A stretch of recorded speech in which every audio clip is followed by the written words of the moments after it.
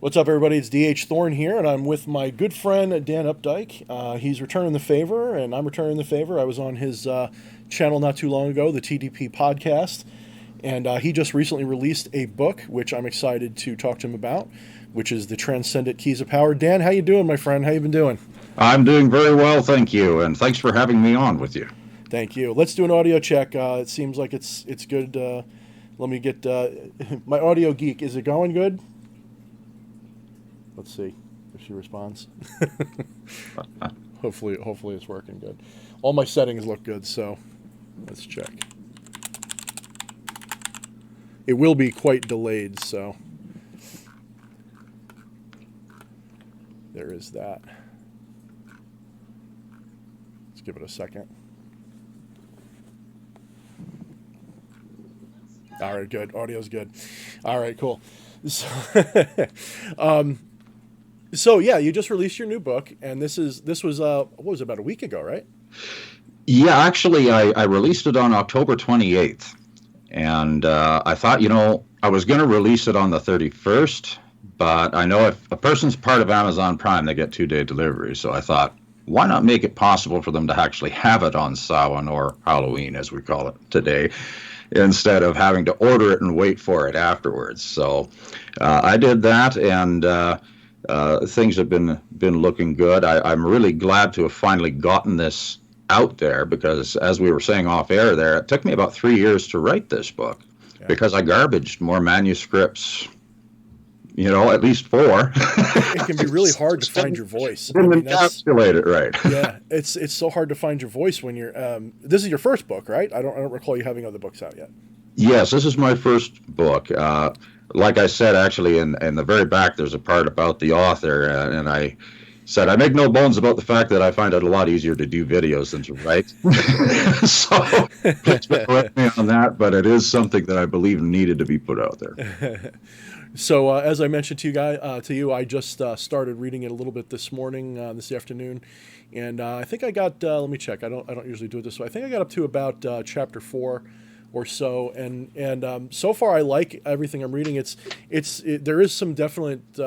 Well, you and I have some very similar spiritual views to start with. We're not it's not night and day between you and I. We come from different paths, but we have very similar takes, especially in the fundamentals. Like you need to make sure that you have a strong ability to transcend the material world, and of course, your meditative abilities, your transcendental abilities have to be at least developing, if not developed, before you can really. I wouldn't say before you can have any experiences or have any growth, but it's an important part of the practice, definitely. And you start right off with all of that, starting about how important it is to reach these other we'll say senses of consciousness and awareness. How did you develop these keys of transcendental power, magic? How did you get there? Well, it actually started out very early on in my magical practice, because I had a major challenge right off the bat when I was starting out. Because, of course, as many people will know from the old Northern Runes radio days, that the very core of my practice has always been the runes of the Northern European peoples. And not as divination, but as tools of sorcery. However, I began to smell, for lack of a better analogy, something older. Kind of like, the shirt that you wore last week that you forgot to put in the laundry hamper is there stinking up the room. And I began to feel really motivated to explore this, because there were not a whole lot of books written about rune magic. There were a few, but most of them were written a long time ago and by people that really didn't even practice the art. It was more academic. Yes. And so I started out then rather frustrated with what had the most information available on it, which was ceremonial magic. So I began to work with that, and on my own, I began to work behind the scenes to see if there were things that I could use from that system to be able to make contact with the northern gods and with the powers of the runes. And when I actually did do those workings, I found out that it worked. Yeah. And I found out that the powers that are represented by the runes didn't really give a shit that I used ceremonial magic to call them. They were just happy that I did call Right. them. And then I learned things about how they preferred to be called later. And then as books began to start coming out on that, I began to see a lot of things that, oh yeah, I know that. That's the way it was supposed to be done. Yeah, I can understand that. And so I began to be on a journey of looking into what was behind the systems. And I followed through with the runes back to Vedic times. Oh, okay. That's far. Yeah. And Not many people. Well, I guess a lot of people do make that connection now, like with the Indo-Europeans and all that kind of stuff. But mm, a lot of people that don't know, like they're just starting off with Nordic stuff, they don't even know that there was a connection that far back between the cultures, right? What do you yeah, know about that connection? What can you tell us about that? Not that it's related to your book, but how does that? Go well, ahead. it's kind of indirectly related. Uh, what I found out was that much of the very early Vedic writings, they talked about certain gods with, of course, in the mythological context. You know, nothing's literal or dogmatic. I appreciate that about you and some of the things that you've written there too, because I grew up in dogmatism. I eschew dogmatism Yeah, because I find that that's a great way to enslave your it consciousness. really is. I think eclecticism, is that the right word? I might have the wrong word.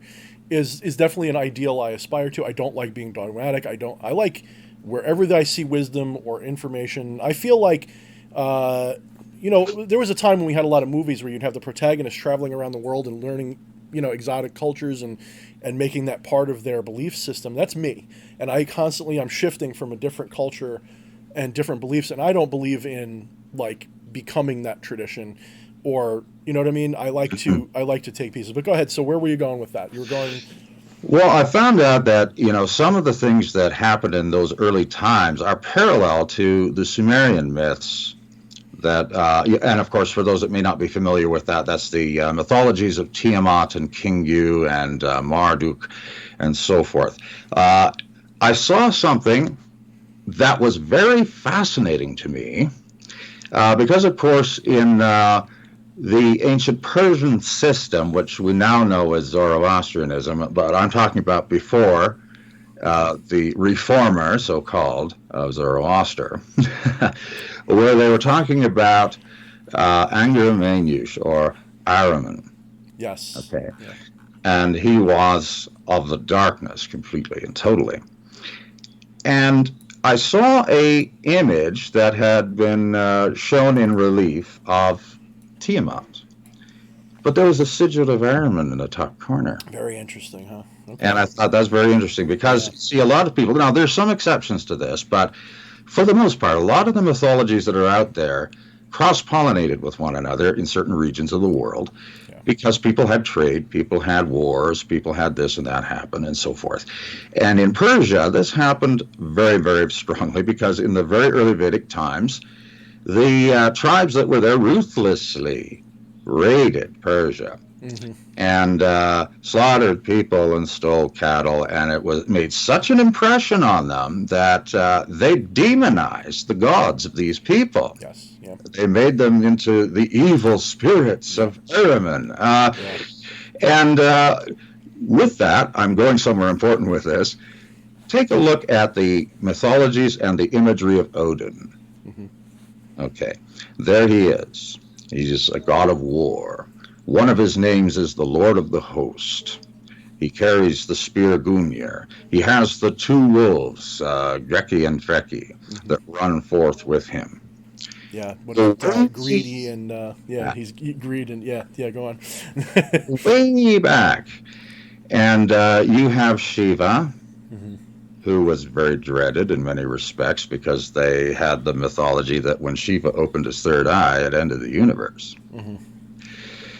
Well, the demonized version of that god was they called them Devs, an archdev, the Lord of the Host, Interesting. Savar, Yeah, that's interesting. who had his two wolves.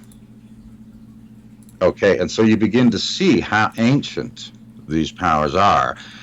And even when you take a look at, let's say, the mythologies of the jinn and so forth, from much of what would be the satanic current that's out there, they have a list of the great generals of the Shaitan. Mm-hmm. One of them is Savar. Okay, yeah. These names had a meaning and they had a purpose. And so this sort of got me going and thinking to myself, okay, well, how many other correlations are there? So I began to look into the Qliphoth, and I began to look into some of these beings that were demonized. And I found out, as I studied and looked and also did some ritual practices to communicate with these beings, and there were times where I had an abject failure in it, of course, but there were times where I made some good connection. Yeah, we don't like to show when we fail, do you? Like, I'm not going to say, I got to be honest with you here. I usually make good connections, but every once in a while, it's just like, like anything. You call your friend, you don't have a good conversation. It happens, guys. Oh, yeah. And there are times where you do things by accident, too, that you take a look at the correspondences and realize, oh, I really shouldn't have done that. But I found, that most of the demons, if you want to call them that, or daemons, which would be a better way of calling them, they were the original gods of humanity. And it's when you had politics enter into spirituality, such as what happened in Zoroastrianism. You have Ahura Mazda, the god of light, and you only have the right to do that which is of the good thought, the good word, and the good deed. Yeah. They don't tell you that the only good thought and only good word and only good deed is that which agrees with the religious institution and with the king. Yeah, religion destroys spirituality more effectively. I said this just yesterday, I think it was. Religion destroys spirituality faster than even skepticism and atheism. And I know a lot of spiritual atheists, if that makes sense, and I don't know anywhere near as many spiritual religious people who are really religious. They lose their spirituality. They have faith, of course. That's a separate issue, but they have a very we'll say pigeonholed. They can't think outside of any box ever. And, one of the things that I run into a lot, and I did a series of videos, and I mean to pick them up again. I might even turn it into a book at some point, which I call Beyond the Goetia so far. And a lot of that is what you're talking about. And it's this analysis and approach to, especially the Goetic spirits, because the Goetic spirits are weird because when you're new to magic, and you're new to dark magic, that's usually like one of the ones that people jump into because there's not a lot that is copyrighted about it. It's in the public domain. It's easy access. The books are everywhere. The grimoires you can find for free.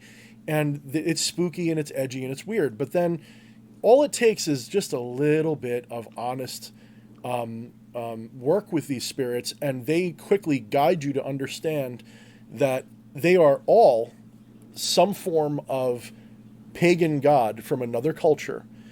And you start to get your mind wrapped around this, and you can't figure out all of them because the Christians warped and destroyed, or, their culture just twisted things. The Europeans twisted things to fit their narrative, so you can't trace all of them. Like Dantalion, I try to figure out who that might have been. It could have been any number of things, but there's some like Baal, which is obvious to most people. Baal Hadad, and Asmodeus is Ashmedeva or Ashima, depending upon which because Ashima was like a goddess of fate, but is only mentioned briefly in Christian sources. But Ashmedeva is a demon from the same cultures we're talking about. Yeah, and it's fascinating stuff. And as you analyze these things, there is a very... I got actually scolded by Lucifer one time because I was really getting kind of like in the direction you were going, but I was getting a little feverish about it. And I was really trying to, does that mean that this spirit was that spirit and it was just a different mask of that spirit? And what does that mean? How many spirits are there? And Lucifer kind of gave me a slap, and he said, you have to understand that, yes, like what you said is true with the politics. Okay, that's a big piece of it. But they also intentionally show themselves to our world with these different masks for a reason, because it fits the culture, it's approachable, it is something people can work with, and it's interesting to them. So whatever inspires you, they want you to use. And he kind of gave me a slap and said, don't try to make us all the same. It is true that we are all part of the same eternal core of cosmos. We are all the same entity in that grand sense. But don't make the mistake of making us all the same spirit, because that robs you of the experience, the lessons, the beauty of what they have done. So I often use Lucifer as this example, because Lucifer, you can't go beyond a certain time period. There's no mention of Lucifer as a demonic entity the way we do today. Past like 300 AD or so, you can't, going backwards, really find, you find other demonic entities, Satan and all that, that's the shaitan and all that. But Lucifer as the shaitan, as the big bad guy, only enters the world consciousness somewhere after 300 AD.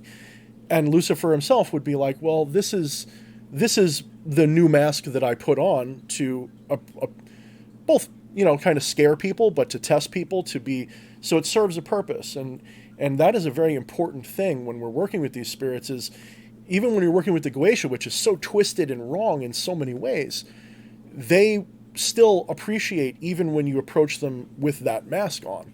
When you approach Dantalion, even though he might have been some other entity from another culture, is fine with, call me Dantalion, that's fine. Call me Bael instead of Bal, Baal Hadad, that's fine too. They will respond to you, and they'll teach you going forward. So absolutely. So and that's the thing, and because you've been commenting on it, that I just recently decided that I was going to, now that I've kind of not finished my path working with the darker entities, but I need to like move on a little bit, move to something else. I've decided to return to my heathen ancestral origins a little bit, and I know that's one of your fortes, so I'm kind of glad you're on for that as well. But that's such a subject. I'm kind of glad that you kind of came back into my circle right at the same time as I'm getting into that again. And so going back to your book again, I definitely want to focus on that a little more. So you're saying that you went through your older practices, and all of these things kind of taught you these fundamental keys of working magic and spirituality and things. And one thing I would preface before I let you take over again and talk a little bit is that so much of the literature in occult work is the bibbidi bobbidi boo, and almost none of the spiritual part. It's almost all mechanics and words and languages and runes and sigils. And I want to remind me to come back to runes in a minute in relation to sigils, because I guess that's the, bind runes are the origin of chaos sigil work. But because that's an interesting topic all its own. But how do you feel, do you think that people, when they were writing these grimoire, okay, do you think that they were spiritual at all, or were they kind of like fraudulent books that still worked, or do you think that they assumed that the reader would have a spiritual ability of trance and mediumship before they even touched these works? What do you think there's anything to that? I think that it's probably a combination of all of the above, because there definitely were some people there that had no spiritual concern at all, that were writing for whatever purposes. I know there were times where in the Middle Ages, monks used to write in runes to one another as a means of scholarly recreation. It was a sign that you were educated. Yeah. But there were also people that did have spiritual concern.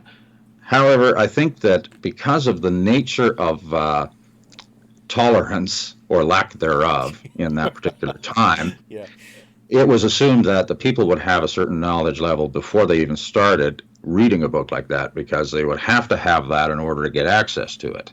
And people were more spiritual in general back then. Like people, you already did your prayer, and some people would go into trance and prayer and all this kind of stuff. And one thing I'd like to interject is actually one thing people don't realize is there was a period of time up until somewhere in the Middle Ages, actually, where you could actually, I forget how it was, you could practice witchcraft, but you couldn't, what was it? There was some twist on it where it was like you couldn't say it wasn't God or something like that. Like, it was weird. They allowed a certain level of this practice, like divination. You could still do divination right up into a certain, like the gypsies were doing their fortune telling and stuff like that right up until a certain period.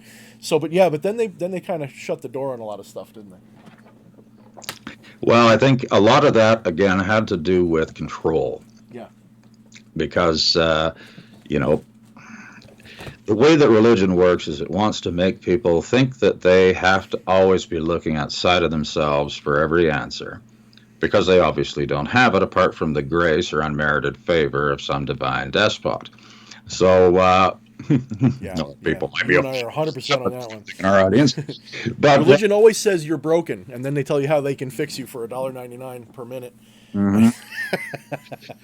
And tying it back to what we're talking about here, you know, one of the things that really got me understanding what to do with this book, and then it took me years to write it, like I said, was seeing how different the methods were that different cultures used in their magical practice, but how the state of consciousness they were trying to achieve was not different. Mm-hmm.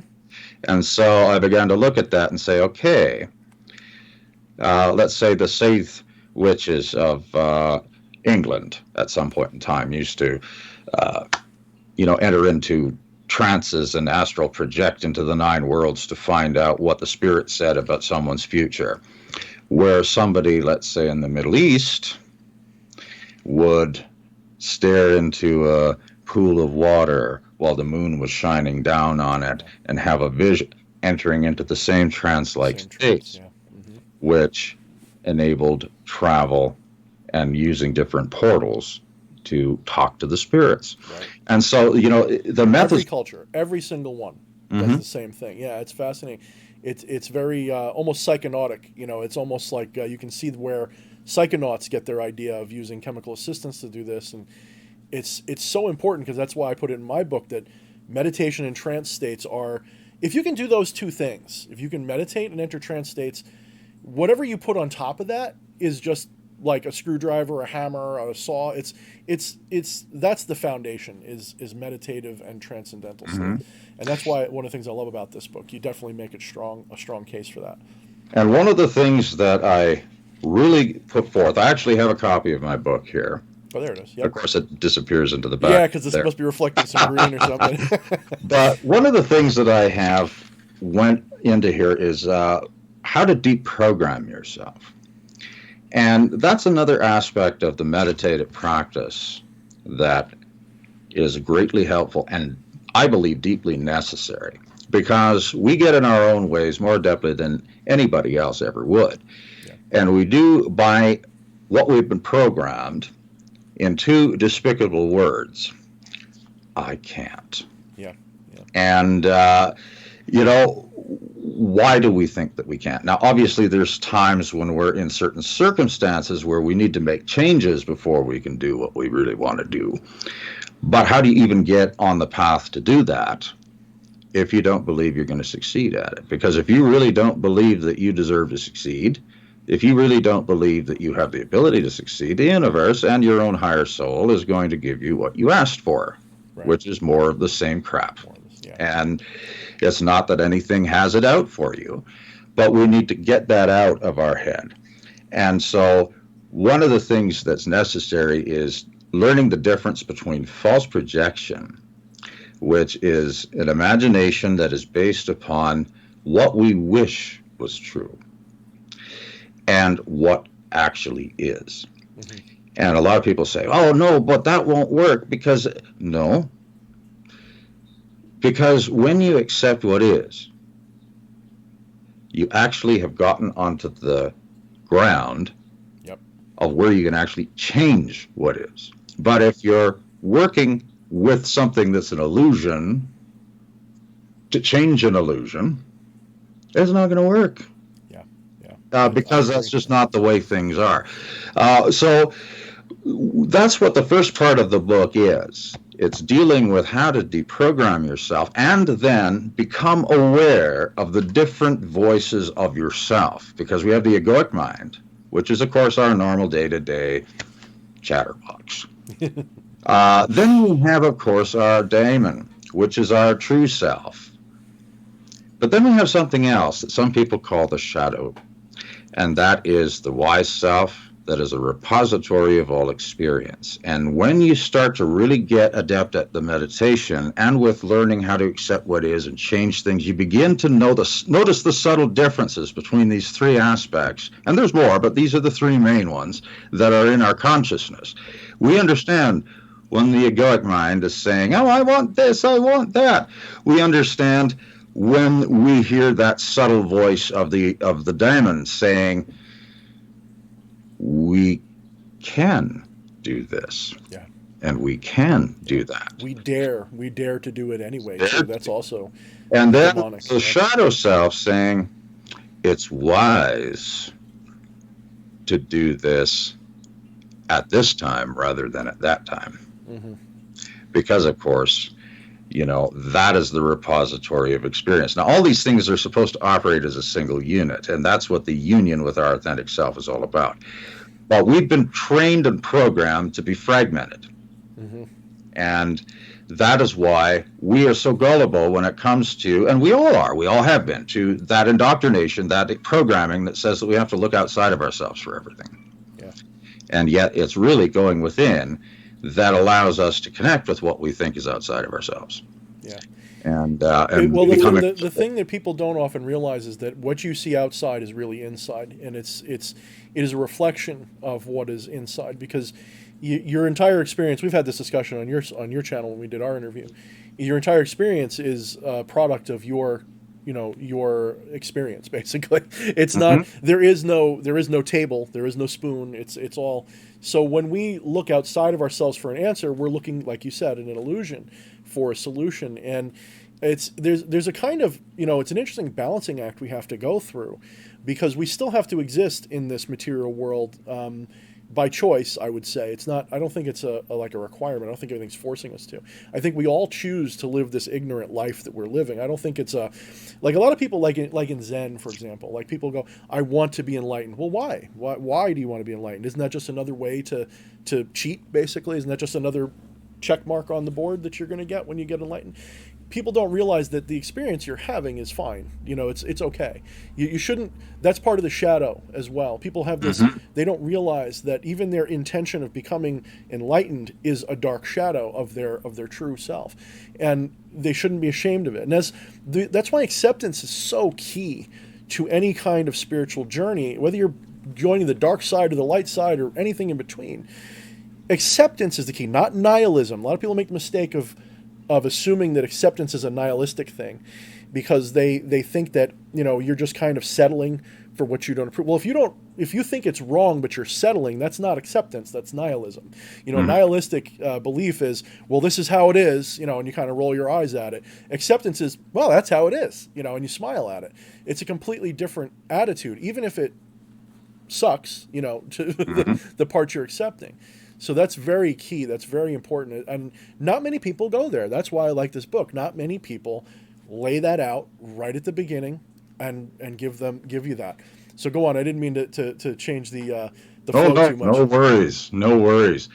One of the things that I did in the second part of the book, and I hummed and hawed about that for a long time.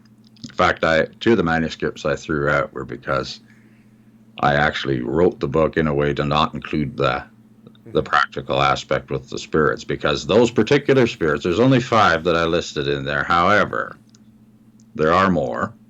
I'm going to be writing something that deals with this particular class of spirits directly, but I will not want to have that one going to a novice, because these particular spirits, excuse me, sorry, they are not like anything that I ever experienced in my life. And they just sort of came on the scene when I was working in my own personal development. And they only started frequenting me after I had my death experience in 2009. And these particular spirits are kind of halfway within the universe of limitation that we're familiar with and in the infinite. Mm-hmm. And I've said in there, the title is unknown. Not because they don't have them, but because basically when I was working with these spirits, they said, it doesn't matter. It doesn't matter. We don't care about the accolades of any of you. It was just the way they are. Well, half the time titles are a human idea anyway. I mean, it's not like, I wouldn't say titles, but in a spiritual sense, you have differences of vibration and things, but even that should never be construed as authorities, titles. And I know some people that are demonolators will disagree. They'll say, well, certain spirits have authority over others. And I would agree in the same sense that they're thinking, but they don't, calling them king is a human idea. Saying they have authority is true, but calling them king or whatever other title you want to give them, it's a very human thing to do. They kind of giggle at it. I don't know. Yeah. my favorite spirit out of this list, though, is the first one, and that's Bellatrix. And I called him a king, even though I said the title was unknown. Mm-hmm. That was me, not from the spirit. Mm-hmm. But that was because I had no other word to describe the power of this being. Because he is, or she is, or it is, because there was no male or female with these spirits, and especially with Bellatrix. It was that this spirit governed the dream of the multiverse. Mm. And in the presence of this spirit, I had spontaneous nosebleeds, physical shaking, things flying off my altar, stuff that I very rarely experienced with any other type or classification of entities. And in fact, I even asked Bellatrix to tone it down if it was possible, just to make it easier to communicate. Yeah, and then it became made known that this was not deliberate. Mm-hmm. It was just that was the auric field of this being when it tried to localize itself to communicate. And what this being teaches is how to take the subconscious mind, not only of you, but of the collective of humanity and of the multiverse itself. And in as far as in our limited capacity here that we can do, take that knowledge and assimilate it, and take that intuition that comes along with it and fine-tune it. Mm. And also, there is something very dangerous about that too, that particular spirit, that if you were to call upon Bellatrix to punish someone, the nightmares could probably kill them. Really? Mm. So you don't want to do that unless somebody's really ticked you off. Yeah, you gotta really have that's just not my own personal code. Yeah. But I don't force that on anyone else. Yeah.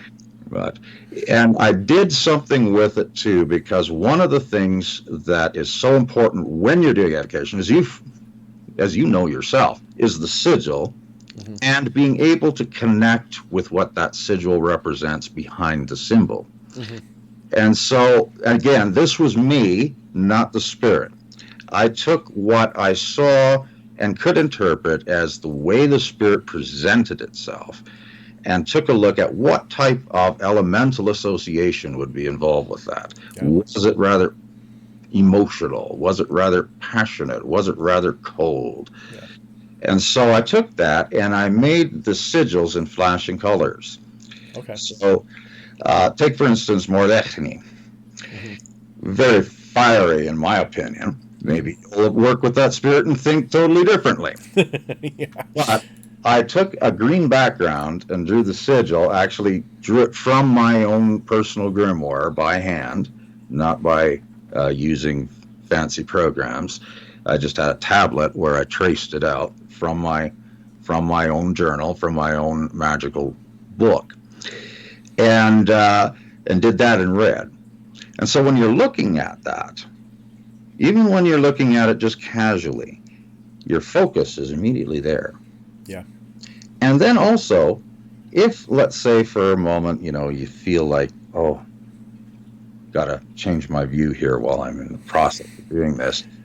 Well, especially if you're in a place that has solid color walls, especially say cream color, white, somewhere in that neighborhood, Like like most people's houses, yeah. are. Especially in the suburbs. You'll see that same sigil on the wall. Hmm. And that's actually important for a reason that I'm going to be talking about in the next book, which is actually projecting into that spirit's realm. Yeah. Because What's what interesting is happens, that combination of color of green and yellow, since they're so oppositional.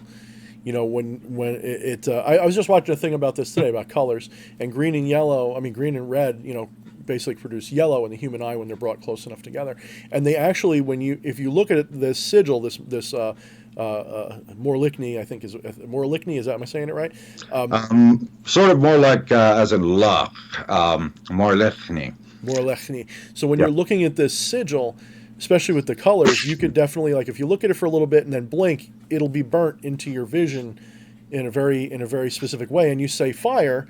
Now green and yellow by themselves, like, that's not fire, right? But when you have that blending of the colors, it creates yellow, which is a very fiery color. So that's an interesting thing that happened there. Maybe that's just my I don't know if that was intentional or not, but that's an interesting. Yes, actually, it is very intentional because it helps with the focus. Mhm. And also, like I was saying, if you were to take a look at that sigil of Morlichny and then you look at a wall, Mhm. it reverses the color, so the background's red and it's green Mhm. in the sigil. And this is actually something that's an old Golden Dawn practice, where they used to have their elemental symbols. For instance, fire being the upright red triangle, earth being the upside down black triangle, and so on and so forth. But they would have things in such a way so that there would be green around the red, and purple around the yellow, and orange around the blue, because it would reverse itself when you looked. And then when they did that, you actually opened a portal, Yeah. and the astral projects through that Yeah. Yes. Yes. to their Yes. realm. But I'm not going to go through that now. That's after That's when we that's get into the other book, because it's yeah. got That's some wild stuff in it. that's kind of I mean, now everybody's got their own ways. Like you were talking about sigils and me before, and I haven't always used sigils. I mean, I don't think sigils are like a required key to get a contact with any being or do anything. But when you use sigils, the power can be so much more uplifted, and it gives you an anchor point for your imagination to create a portal into the astral, into the infinite, and do what you do. It's such a useful tool. And what you're saying with what's interesting is, most people know that when you use a sigil, at least people that are starting out, what they're often told is you stare at the sigil until it jumps off the page, basically, until it starts to flicker and jump off the page. This is caused by a very natural biological process in your eyes. Your rod and cone cells get saturated with the signals, and at some point your brain just starts to basically get bored of the colors, is one way to put it. So that what happens is it creates an illusion of an effect. However, this illusion, like I talk about the Troxler effect, when you're using a mirror close to your face and this gives you distortions, and you'll suddenly see spirits because of it. This illusion, this very what a skeptic would call just an illusion, this illusion becomes the catalyst, if you will, for the spiritual connection to take place. Because especially if you don't know this, especially if you're just an average person who doesn't know a lot about science, and you look at your sigil, then look at the wall, it's still glowing on the wall. If you're, I don't want to say primitive, but if you're maybe less educated in science, you're going, what the heck? This is magic. And that moment of you get chills, like when you don't know this is real, that bam, you just exploded. You tore apart the veil in that moment. You can now enter into the spiritual communion or whatever you're doing, causing change or contact, however you want to do it. Mm-hmm. It's such a fundamental thing to do. Absolutely. And something else, too, where it comes to sigils, is that sigils do not have to be drawn if you're dealing with certain spirits, especially ones like the Northern Gods. They don't have sigils. But visual stimuli is only one portal to consciousness. There's also the vibrational or frequency. And so this is why in the Emerald Tablet it says bind names, which is vibration, and images are all powers awakened and reawakened. Well, how is that? Because, of course, even when you don't have a sigil in front of you, if you are calling forth the name of a spirit, you do probably have some sort of image in your mind, right? You've got something already, yeah. Yeah. And so you're basically doing it right. You're not doing it wrong if you're not using a sigil, okay? Right. We're not here There's many different ways to do a sigil, right? you know, but there's many different ways of doing that. And what happens if somebody happens to be blind and deaf? Right. Well, guess what? You can use tactile sensation. Mm-hmm. There's all kinds of things that you can do, and they're all good and they'll all work if you have the focus and the belief in yourself that it can be done. And no, it won't succeed 100% of the time, because we always fail at some point in time in our lives. We're not perfect. And maybe at some point in time, we're a little off our game because maybe we weren't feeling well or something. Yes, Stuff happens. Look, even the highest level sorcerer can have a moment of doubt or question, or, you have a bad day, or, what if what I'm doing is wrong? What if I got the wrong sigil? And you still got to just... sometimes you need help. You need a sigil. You need music. There's always some excuse. Go on. I'm sorry. I just get excited when I hear ideas. No problem. But what I tried to do with this book was I tried to take something that was practical when I finally gave in to the spirits, really, to include this in there. And with the first part of the book, something that no matter what path a person was walking, even if they didn't really have any path at all, and it was just something they were doing as they went along, they would have the tools if they took a look at this book and used it the way it was written. And it's not set in stone either, because once a person knows the principles behind it, they can adapt it however the hell they want, as long as they have that self-knowledge. And no matter what path they're on, it would be useful to them, because almost every book that I've seen out there is dealing with somebody's system or some order's system or this or that or the other thing. And like you were saying earlier, going through the mechanics, but not going through what actually makes it work.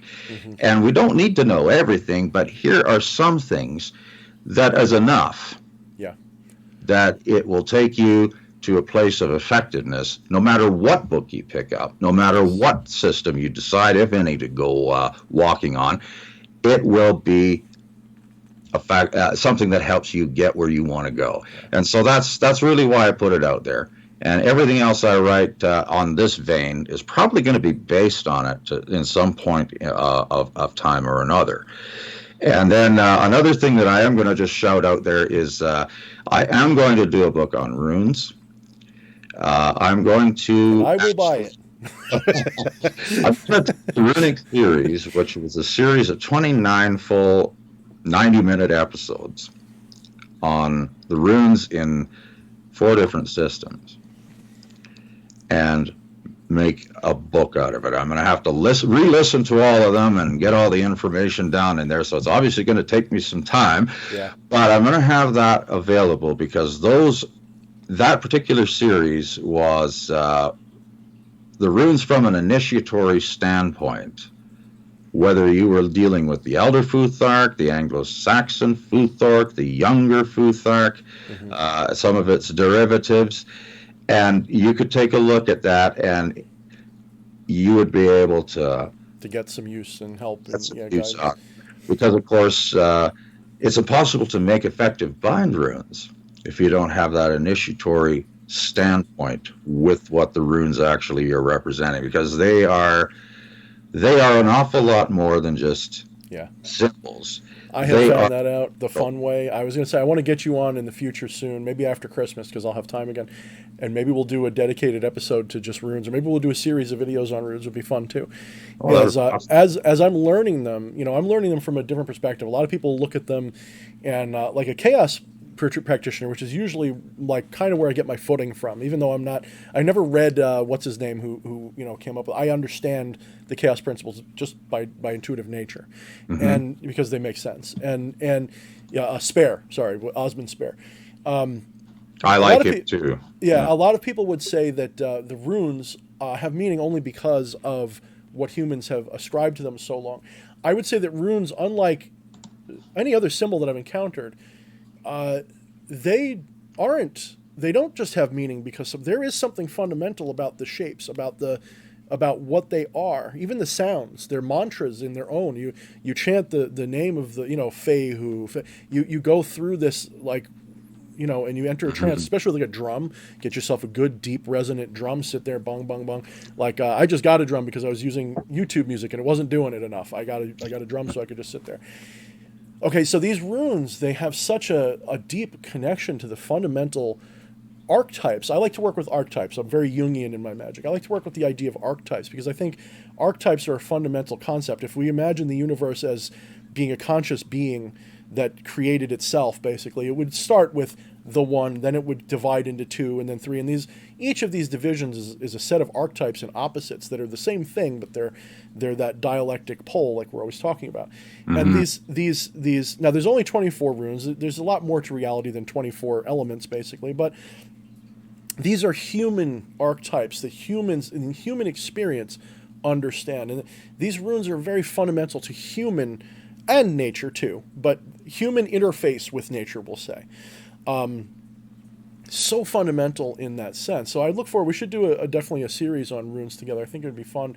Me I think so too. As a starter, and you as a it all already, and we'll bounce off each other. No, you know what I'm saying. I don't know it all, brother. You know what I mean. Close. You know what I mean. You've run this ground before, and I'm just looking at it the first time, and to me it's utterly fascinating, and the connection between runes and sigils, and well, here we go. Now I understand where the idea of sigils come from, because the old practice of bind runes and the different ways you can do the rune staves and all these different things you can do. And it's so fundamental and core. And as I've been working with the runes so far, I'm taking my time with them. A lot of people they'll repeat them over and over, they just memorize them, and it's just gobbledygook in their brain.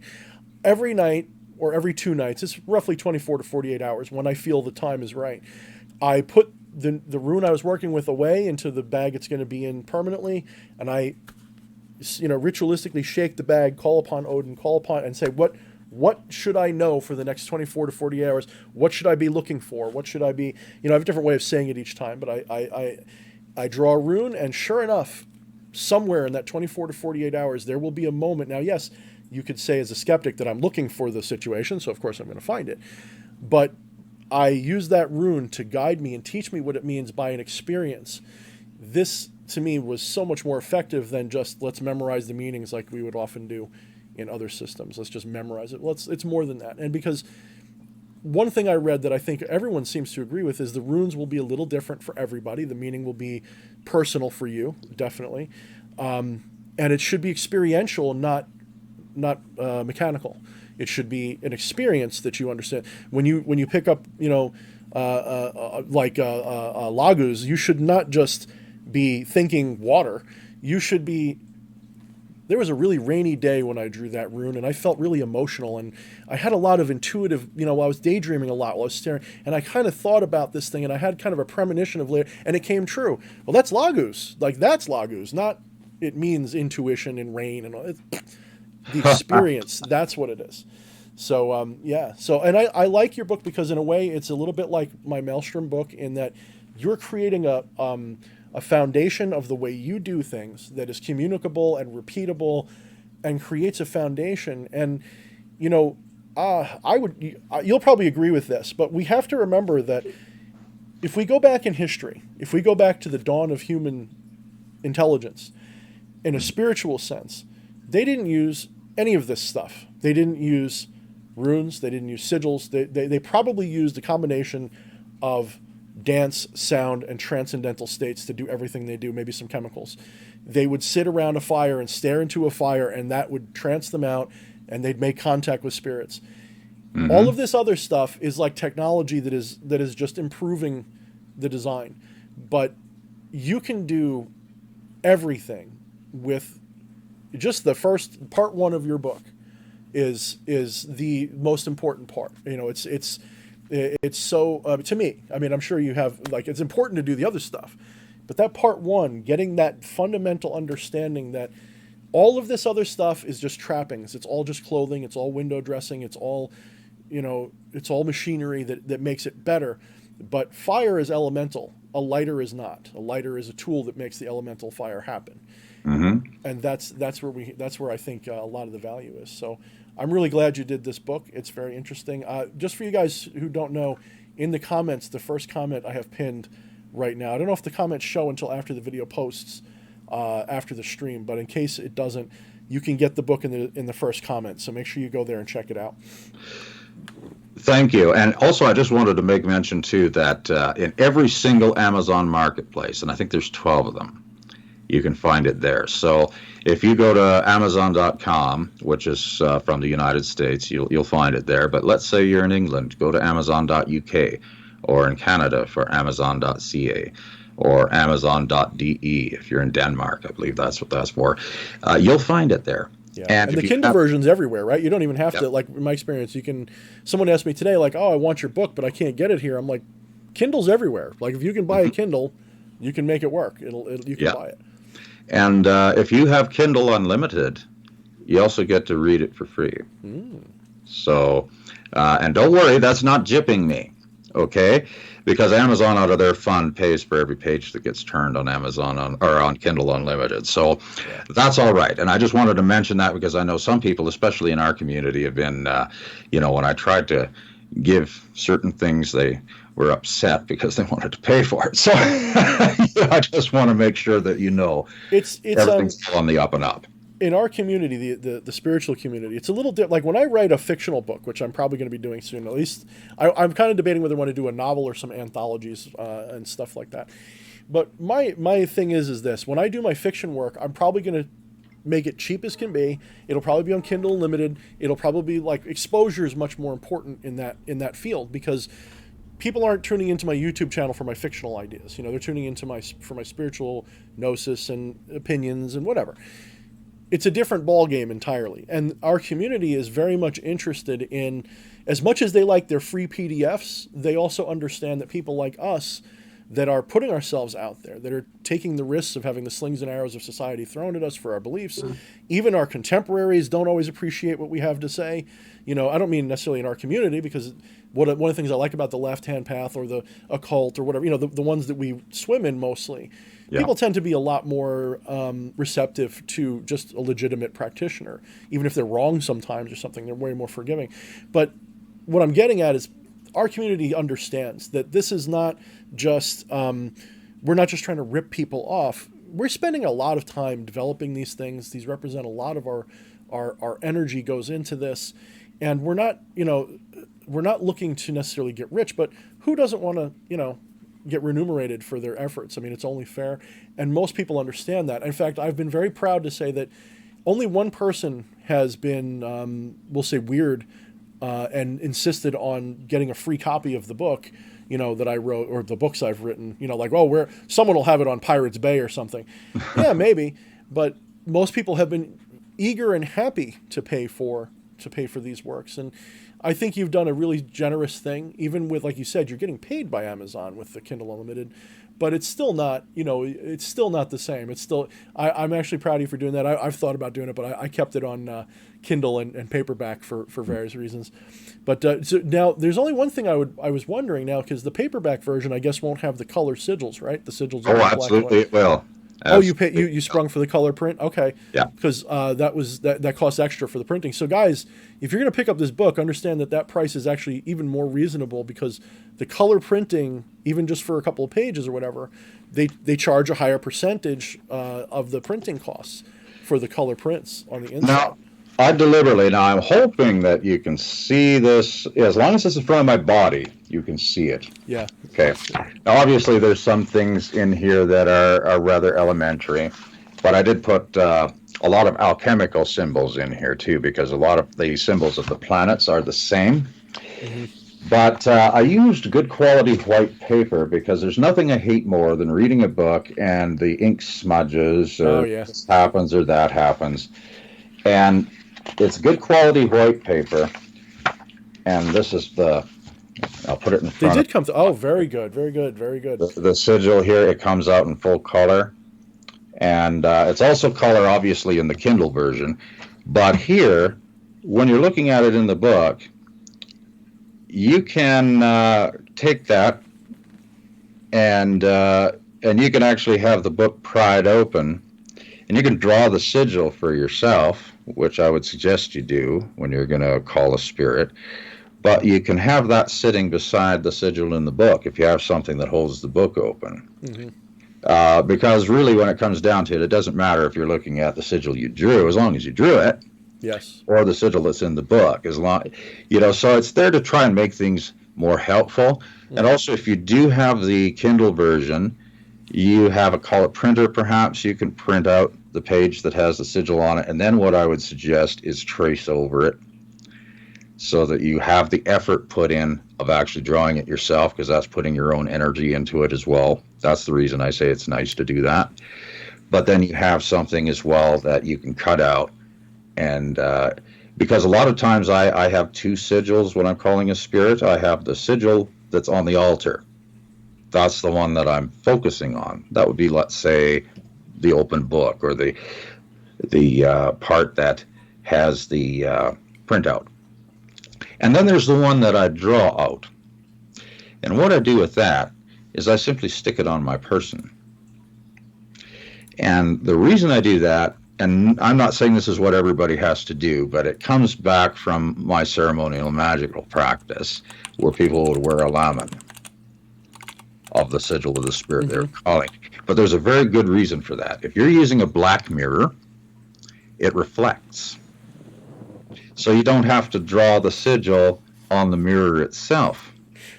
Right, you can just reflect it. Reflecting right there, and there is a very true sense, and if you've ever watched any of, and I know people are going to laugh at the name, but Poke Runyon, if you've ever taken a look at some of his theatrical things, he's actually got good information, though, if you can get past the theatrics. But the thing is that he makes a very important statement, and that is when you're looking in the black mirror, the spirits arise in the mirror, replacing your face.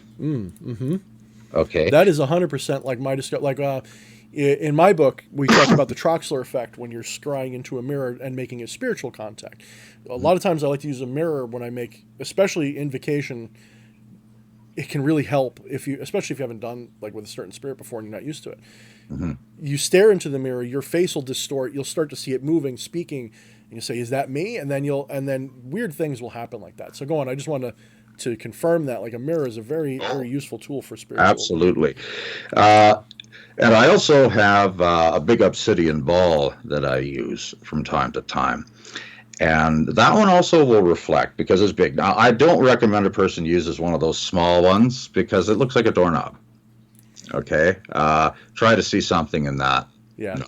I have a small one. It works, but I know what you're saying. You got to hold it like this. Yeah, you got to. It doesn't really make that much of a difference. But, I've got this one, and it was actually a gift.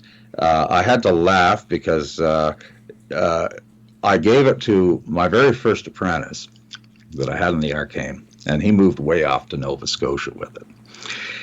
And I get a phone call. This is a few years ago. I get a phone call. Dan, I've got to come out. I've sold everything I've got, and I've got a plane ticket. I'm coming out to give you back this goddamn ball. Why? What's going on? It wants back in your hands. And all it does is it vibrates at this horrible sound nonstop. And what he did, he told me the whole story of it. He put it into a box and tucked it away somewhere. Well, the sound got louder. Windows and doors began opening and shutting on their own. And then he actually put it in another box, taped it with Gorilla Tape, the whole 9 yards. He just got it all into this thing that looked like a monstrosity. And he couldn't sleep at night. And so he flew down to Edmonton from Nova Scotia, which is like 3,000 miles. And mailed this thing at more than $100 shipping fees. Yeah, that's a lot. To get it out there, and said, "Here, take your ball. I don't want to ever see it again." But it's been very useful in doing certain types of evocatory work, especially if you're dealing with the northern gods, or if you're dealing with beings that are from very, very ancient mythologies, because a lot of times, because it's volcanic glass is what it is. Yes. That was something that was used in antiquity as a speculum, or a seeing tool, scrying tool. Yeah, more so than quartz and all that other stuff. It was almost always. I mean, I have to, be honest with you. It's very difficult to get decent obsidian for that purpose because, like you said, they're usually like a little doorknob. You can use synthetic materials. I would say that maybe it's less effective for some people, I guess, because maybe they have a hang up in their mind that it's not what it is. But I mean, I know a lot of people that'll scry into their cell phone when it's off or scry into a TV screen when it's off. It's similar principle. But like this is just black acrylic that I made, I made a mirror out of. But yeah, there's something about obsidian too. Don't forget, obsidian is a great purifier of energies. It will definitely draw in the shadow. Basically, it'll draw in the darkness and will re-emit a more balanced energy that's less destructive. We'll say it can still have darkness in it, but it's you know what I mean. It's a protective stone, and it's a good stone to have with you. But it's a great stone for divination because it does have this quality of it reflects like a mirror, but it reflects a shadowy version of things, so that there's enough room in the image to be distorted by your vision and to have the Troxler effect take over, to have these things happen. You can see shadows in it. You can see all kinds of things, and it's a wonderful stone to use for those things. I love them. It's probably my favorite overall stone to carry most of the time. It's a very useful stone. Especially, you were reading Shadownomicon, you know that it's one of the central stones in working with shadow people. It's a very powerful tool for that. Absolutely. And by the way, I just wanted to put a plug in for your book there because I have your book, the Shadownomicon. I actually got both of them because I wanted to support you, brother. And I also wanted to take a look at that because I know in the conversations we had, we are very close in a lot of the ways that we look at things. And that book, the Shadownomicon, is an excellent book. And I would suggest very much that you would get that because it goes through a lot of very important things in a very readable way. Thank you. Just as long as it's not, somebody brand new to magic, I would keep the warnings in it. Yeah, it's one of those things where I think it's useful to anybody, but I wouldn't try it until you've gotten. Once you've finished all the work of my first book, you've got your feet wet with magic, you're comfortable with doing it. I still wouldn't do it right away, but I would wait until you've reached. You should be past the neophyte stage. You should be at least comfortable with evocation and all this. You shouldn't ask stupid questions about how do I know a spirit's in the room. If you're still at that point, you're not ready to touch this. You need to already understand how to enter deep trances. You need to already understand how to get yourself out of trouble. How to return to a normal mentality.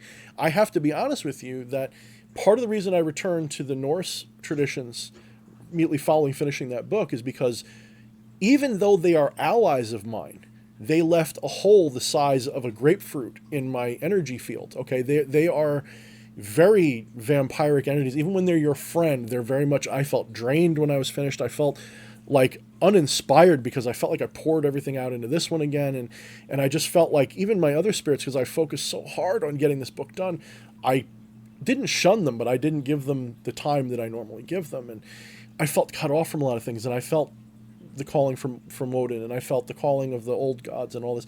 I said, I've got to go here for a little while because it's well, for one thing, it's new, and I'm the type of person where I'm a little flighty like that. I like new things whenever I can get my hands on them, but it's got a that very, what's the word I'm looking for? Almost Luciferian strength, that self strength, that self revelation, self gnosis attitude about the Norse pantheon and the Norse tradition. So I felt very strong necessity to go there because I didn't feel as much of a healing factor from maybe the Goetic tradition or something after going. So the spirits in this Shadownomicon, for some people, they're not going to have a problem, or they're going to think they're not having a problem because that's what they'll do too. They'll make you think everything's fine.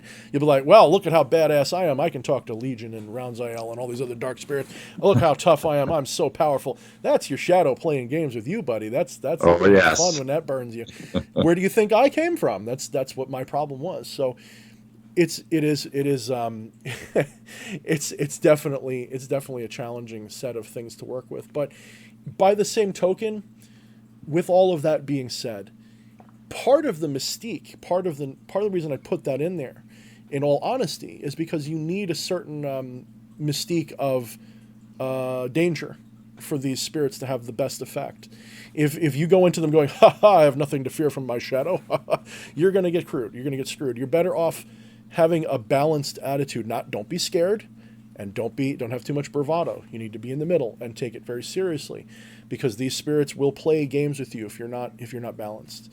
They will drain you. They will trick you. They will put you through the ringer in a way that even the darkest demons I've ever worked with don't do. They don't have any remorse about you slitting your wrists over your depression. They don't care. They really don't. Then they'll just suck you dry while you die. They don't care. But at the same time, if you can integrate them, they gain and you gain as well. When you integrate those shadows, and most people don't. That's the problem. I think so many people are so focused on magic and making things happen, and they neglect their shadow so much that they have a huge weakness, a huge fundamental weakness, and they're missing out on probably, I don't want to say the most powerful at all, but one of the more important facets of becoming a living God, becoming a deific entity. Because gods don't generally have guilt. They don't generally have shadows in the same sense that we do. Yes, they make mistakes. Yes, they'll do this. Yes, they'll have, but they don't have this. They don't have taboos the same way we do. They don't have, a god acts. A god doesn't regret. A god moves and changes things and knows, because it's operating on a different frequency. They already know where things are going. Yes. Human beings are fearful. We are doubtful. We are, blinded, and when we don't integrate our shadows, we are susceptible to the easiest and simplest of ways of manipulation and weakness, and they can be a very powerful tool as well. When you master these spirits, you can see them in other people. You can see this person's definitely dealing with a lot of pride, a lot of arrogance, a lot of this, a lot of that. I often own the arrogance and the ego thing, but that's part of my way of accepting them and not letting them be powerful over me. Other people will say, I'm not arrogant or proud, and then they're very arrogant and proud. Yeah, I know. Proud of their humility. Right. We've had that talk about humility. And people go too far in the other direction. And I would rather be around someone who knows they're arrogant and doesn't hide from it, and still is, even if they're a jerk, than someone who's, I'm not proud or arrogant, and then they treat you like crap, on top of it. So that's a very, very fundamental thing. So thank you for giving me the compliments on that. And, I think it's fundamental with all magical systems that somewhere in every magical system there is at least the implication, the subtle reminder that the shadow is there in every spiritual tradition, in every magical tradition. And most people just run roughshod right over that and go straight to, how do I make money fall out of the sky? Yeah. Or, how do I get laid next Saturday? Right. That's all of this kind of stuff. Most people haven't gotten past the sacral chakra. That's the problem. Yeah. they're still I stuck try to tell people, if you could do something your own self, why would you bother the spirits for it? Yeah, exactly. Because basically all you're doing is telling the spirits that you're lazy. Yeah. And that's a weakness in itself, too. Yeah. And, I can resonate a lot with what you're talking about with the shadow. I know one Black Order that I was with used to have something that really was insidious. And it was deliberate magic attacking people's shadow. Mm-hmm. Because if you could, and their idea was, and they weren't wrong, was if they could control a person's shadow, they control the person. Oh yeah, absolutely. In a worse way than in an obvious way. Yeah. If I put a gun to your head, you see the gun, you know what you're dealing with. If on the other hand, I make you afraid that somewhere out there lurking is someone waiting to kill you if you don't do what I tell you, the fear is much more long. It's much more subtle. But it's even worse than that, because when you're working with a shadow, when someone's shadow, they don't even know that you're doing it. They don't even know that you're ruining them. It's kind of like I'll give you a very macro scale example, something that would be really obvious. Let's say you have an enemy at work that you can't stand, and you don't have the morals to not strike at them. You decide you want to destroy them. And you find out that they have, in the past, they had a heroin addiction or something like that. Well, it'd be kind of like going and finding a heroin dealer and saying, listen, you want to come to a party next time? I'm going to invite this guy and you want to give him some heroin? They don't even know you did it. They don't even know you're playing with their shadow, and their shadow is now going to destroy them because they're going to go, hey, let me shoot this in my arm. You just did shadow magic against them essentially, but in a mundane sense. In a mundane sense, but just as effective. Yeah. Yeah. So that's how these spirits can be used. I had a hard time actually finding an excuse to make them public in a way that wasn't just baneful. Until the irony was, when I finished the book, I don't want to say I finished my path working with them, but I finished phase 1. Like I finally finished that first plateau of like, oh, so this is what they were doing to me the whole time. They were tormenting me and torturing me and putting me through all of this, but it was really me doing it. I did it. I did all of this. I tortured myself. I made myself the victim. I could have at any point stood up and said, I don't want to work with you guys anymore. I don't want to do. Long and short of it is, I finished my path working when I finished the book. And that's when I realized that is the real creme de la creme of why you would want to work with them. It's not, any spirit can be used to attack somebody, including your own. You don't have to use a demon. No, you can just do it yourself. Yeah. So, but these spirits are for personal growth in the same sense that all of them are, just in a different way. Well, one of the things, and I don't want to drag on and on here because I know we've been probably making some people get a sore backside. I don't know. That's the irony. I've gone for hours. Fun here too. Is that if you learn how to actually listen to your own shadow and strengthen it, and most importantly, take ownership of it, then you actually prevent yourself from getting manipulated by a lot of external or perceived external sources, including other people that even on an unconscious level might be working that, being manipulated to do things like that. Now, that's not saying that you're impervious, because nobody is to anything, but it means that you have a stronger essence where it comes to being able to hold your own and not get led down the garden path as easily. Yeah. But we got to always be aware that anybody can trip up, anybody can be manipulated, anybody can be deceived. And guess what? If a person says they can't, they're already halfway there. Absolutely. Yeah. And so, just a cautionary tale. Absolutely. Like, people have asked me, because I'm quite empathic and stuff, and they say, well, doesn't that mean nobody can pass a lie over you? And I go, no, half the time it means it's easier, because I'm more in tune with, like, going, oh, I'll know if they're lying to me, Yeah, and it's definitely true when you have too much confidence in that area.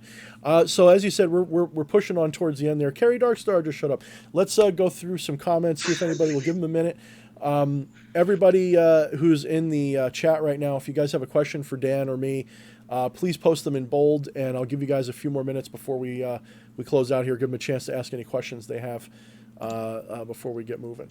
So so I think one of the things that I'm happy to see, like, one of the things that's very interesting, I've always wanted to know what, when you were working with the Northern tradition, for a while that's how I found you, was because I was looking into that stuff. And you never stopped working with that current at all, but you kind of shifted into other things. What are your practices like now with the Northern spirits, if any? Well, actually, they're the same as they always were. Like I said, because I've been asked this question a few times by folks on my own channel, and I've said to them basically, my emphasis with the NRR, or Northern Runes Radio, that was the shortcut name for it, was on the runes, was on the Northern tradition, was on the Northern gods. But that doesn't mean that was the sum and total of my practice. That was just what I was sharing with people. Mm-hmm. And, I continued basically in all these different ways constantly. And I still do work every day with the Northern gods and with the runes. And I still do work every day with the spirits that basically through the years, including some of the ones that have been in this book, mm-hmm. have been there for me. And I found out, that none of these spirits are ever jealous of the others. Mm-hmm. Yeah. They don't care. It seems like, and some folks will maybe take this the wrong way, and that's not my issue, but it's the Abrahamic God that has a corner on jealousy. Yeah, That is almost its archetype, honestly. You Yeah. know, as I say often, you know, all these spirits sort of represent maybe not just one archetype, but they're very archetypal, okay? Hmm. And Lucifer is archetypal of cosmic rebellion, liberation, and enlightenment. And there's different phases of that. There's different faces to it. Satan would be, you know, the adversary and the basically like. Like I often see Loki. Loki isn't bad, but he shows the hubris and flaws of the other gods by screwing with them and showing them, you know, like this is look at how proud you are, basically. And Talking about the infidelities of their spouses in a public oh, banquet. I mean, even just like I mean, the my favorite right now that I've been reading over and over again is the story of Fenrir and how they basically turn him into a bad guy. And you probably read my post about that, and Yep. and it's just so, you know. But anyway, these archetypes, but the the Abrahamic spirit is definitely its archetype is jealousy and I would say more than just jealousy. It's jealousy and it's a lot of dark things. I mean, it really is. Like when you read the Old Testament and you read what this God is about, sure, it's got justice in there a little bit and it's got these other things in mercy and all that, but only a very arrogant, evil being believes it has the right to give you mercy. I don't know if that comes through correctly as I mean it, but it's a very arrogant perspective to say, "I'll give you mercy." Okay, that's kind of fucked up. I mean, you know, so Yeah, and there's even places in the Old Testament where it directly says that Jehovah is evil. yes, yeah, In fact, I believe it's the prophet Jeremiah. And he writes, I am the Lord thy God. I create good and I create evil. hmm And they say, you know, oh no, but God is holy, which really is a sanctified name for yeah. set apart. You know, I Holiness put is the yes, exactly. yes, Oh, it's I love holy. when you say that. It's set apart from my drinking vessel. But the thing is, you take a look at, I believe it's a famous quote in Isaiah where Isaiah sees King Uzziah, and then he sees God sitting in his throne room, and he says, "Who among you will go lie for me to King Uzziah, so that I may destroy him?" Mm, Well, isn't lying a sin? yeah, yeah. So, yeah, well, I guess unless he does it. But hmm yeah, and so you take a look at that, and then you take a look at the different mythologies that are out there, and you see, you know, all of them have warts and flaws and different things that are going on here. But we need to understand, and I said this in the old NRR days a lot, mythologies are stories told in a memorable fashion to communicate seed truths along generations, Yes, but they're not literally true. right. And, you know, because, you know, if you believe that a great cosmic cow was nurturing the giant emir, Yes, I uh, got I got a bridge I can sell you in the yeah, middle of Texas. certain truths in a way that's understandable so that, yes, no matter what type of generation gap there is, people will get at least most of the idea of what they're trying to say. I also think a lot of that weirdness is to also express the otherworldly nature of the spiritual realm. So, in other words, in the astral realm, yeah, you could have a cow, you know, nurturing a god, a giant god. You know, I mean, there's nothing stopping it from happening. And we have to also, you know, we are so, like you say in your book, limited by our material experience and what we've been ingrained to believe. Well, and I'm not saying you're wrong with because I agree with you. The idea of a cow and a giant is a little absurd, but that's also a way to tickle that funny bone in your mind that says, yeah, maybe I shouldn't take what I'm seeing so seriously. You know what I mean? Because if I allow myself to believe that this cow nurtured a giant in this mystical beginning, then I've kind of already broken the spell of the material world, so that it allows me to transcend it and enter into that 1 foot in and 1 foot out of spiritual sorcery, where you're in the material and the astral at the same time and unifying the two into a result. So Bingo. it's really not a bad thing to play with. And I often get hung up on it. Like when I first got back into sorcery, I didn't want to work with King Paimon at first, and I'm like, I don't want to talk to a freaking like stereotypical, you know, guy on a camel that just sounds goofy. That just sounds goofy to me. lo and behold, he shows up and he's one of my favorite spirits ever. So it's a very good way to interface with divinity, because divinity is anything goes. And that's actually, in a way, the saving grace of the evil Yahweh spirit, is that this whole storyline of how it's a sin unless I do it, that is also a very heavy-handed way of showing that the true reality is not based on these moral ideas, this black and white idea of sin versus not sin. That the ultimate truth of reality is transcendent of these things. Those things are man-made conceptions. The problem is not the story, it's the religion that took it and used it as a system of control. I've often told people, I had a vision once of God, the Abrahamic God, as a big fat bloated cow, basically. Not a cow, but a big fat bloviated thing that has been enchained and ensorcelled by the various religions to be, they force feed it with prayer and with devotion and with all of this stuff, and then they extract power and worldly power out of it. And this being is just fat and happy sitting there in its astral abode. And half the things that are written about it are not really maybe true. You know, I mean, it's I mean, you look at the Garden of Eden story, that's the story of El getting a divorce with Asherah, and it's like, it's ridiculous, the things that the Bible is one of the most ridiculous things I've ever, like, we talk about the cow and Ymir. Well, well, let's take it literally, and in 6 24-hour cycles, heaven and earth were created, and all the life that was on them, and on the seventh day, he rested, only then, and made a death penalty offense for anyone to work on the seventh day. That sounds like a religion to me. Yeah, pretty much.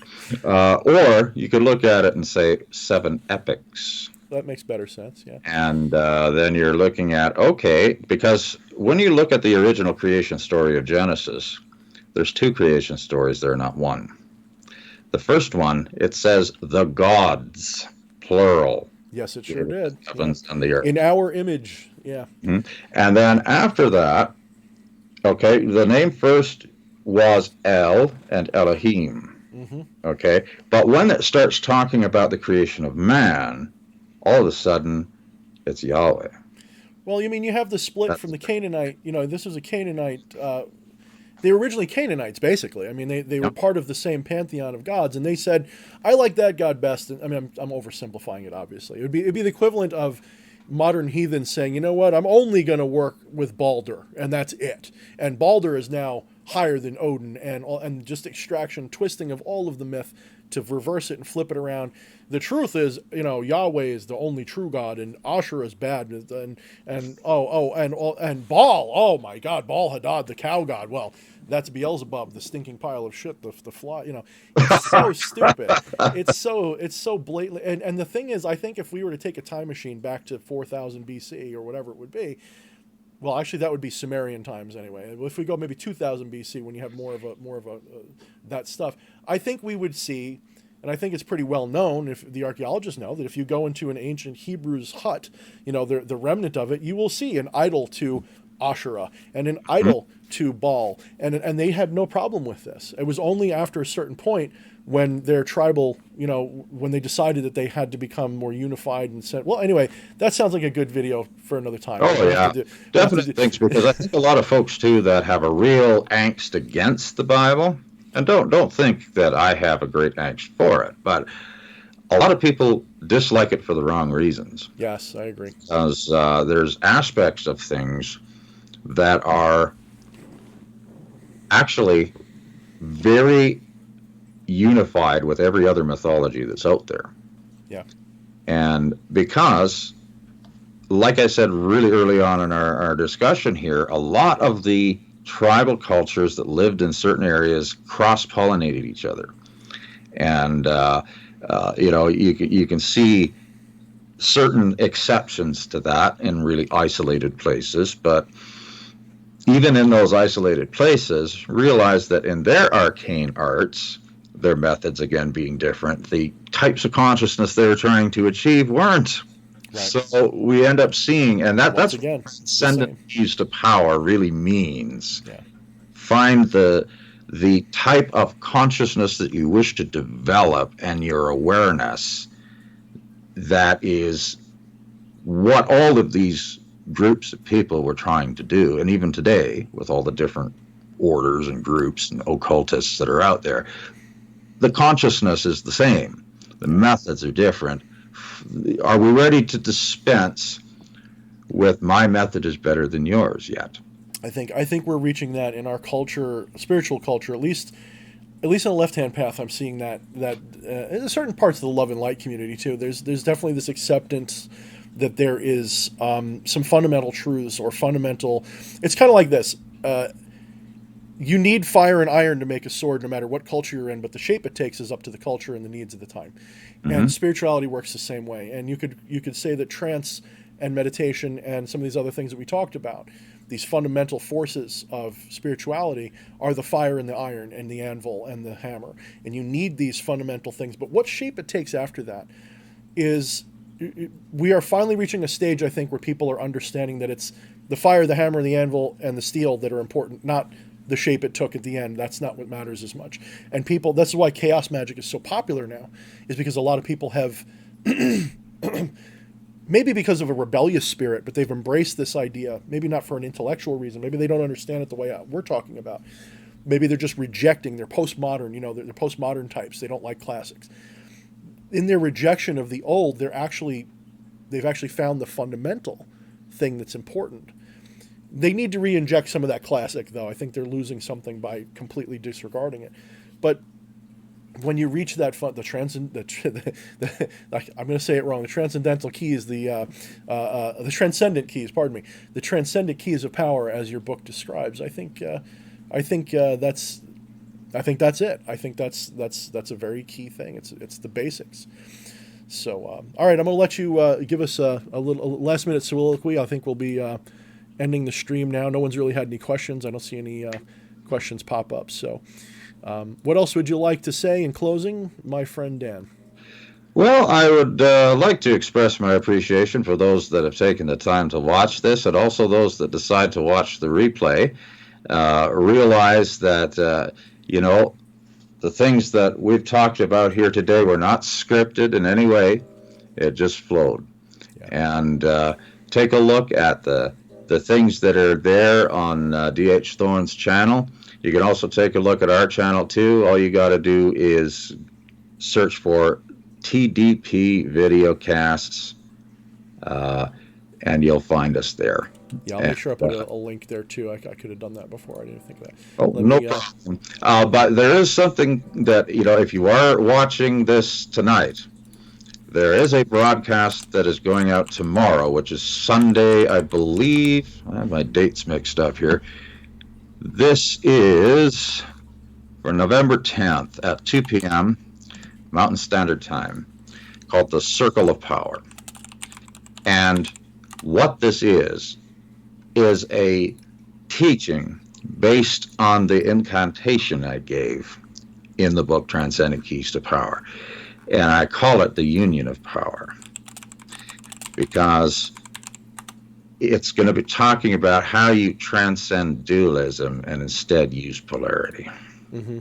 Like I talked about the difference between the two, I'm going to talk about how you can actually get yourself out of the dualistic mindset and use polarity to your advantage. And I think that's something that'll be helpful to you. Yeah, I think that should be another, this is another fundamental seek. Everyone's got their own opinion about certain things, and far be it for me to tell you what to believe, but in all of my explorations, research, and studies, the idea of a dualistic universe makes no sense, because separation makes no sense. In order for something to be separate, it would have no interaction with the other. That's separation. Non-separation is more like what everything is. It's a dialectic, like you say. It's north and south versus one or the other. North and south is just a flow. Okay, it's a flow, and like a lot of people say, like the Tao, if you will. The Tao is a flow. It's not a static thing, and it's not a north and a south thing. There's a flow to things, and sometimes it pushes and sometimes it pulls, but it's always going in the same direction, like a steering wheel. When you make it right, well, you're pulling down with one hand and pushing with the other, but they're all going in the same clockwise direction. So this is very fundamental. And like I said, and far be it for me to tell people what to believe, but I think that will be very useful. I look forward to that. Hopefully, I'll be able to watch it. Yeah, let's plan to have another interview coming up sometime in the future, maybe over the winter, once my schedule frees up everything. And Absolutely, I'd be honored. thanks for coming on, man. We wanted to have you on Dark Sorcery about a month ago, but you had a little thunderstorm, knocked your power out, I think. Oh, yes, I was quite disappointed, but I know everything for a reason, and I was actually quite glad that I have one of those things that breaks the circuit if there's a surge over a certain level, Nothing got burned out. And it saved my computer. Oh, thank goodness! I hate that. I blew a computer up once. I had I put the wrong cables from the power supply. I forgot that you can't mix your power supply cables between two different brands. Well, I had a lot of smoke and fire. It was pretty exciting, and don't ever. I think I would have had a tear glisten in my eye. I think I did. It was expensive. It was an expensive. And it's kind of like my child, you know. Luckily, it was just the motherboard. Luckily, and the power supply. Actually, it's the two cheaper parts of the computer at the time. It was only about $500 to fix instead of $1,000. Yeah. But at least I know how to do that. But other people, it would be the end. I could never use the internet again. But crappy videos from my cell phone. Absolutely, Dan. It was a pleasure. I'm glad you came on with us again, and I look forward to. We'll schedule something maybe for January or whatever, and I look forward to it. And be in touch, man. We'll talk again soon. Okay. Absolutely. Thank you again. All right. Thanks. Let me end the stream.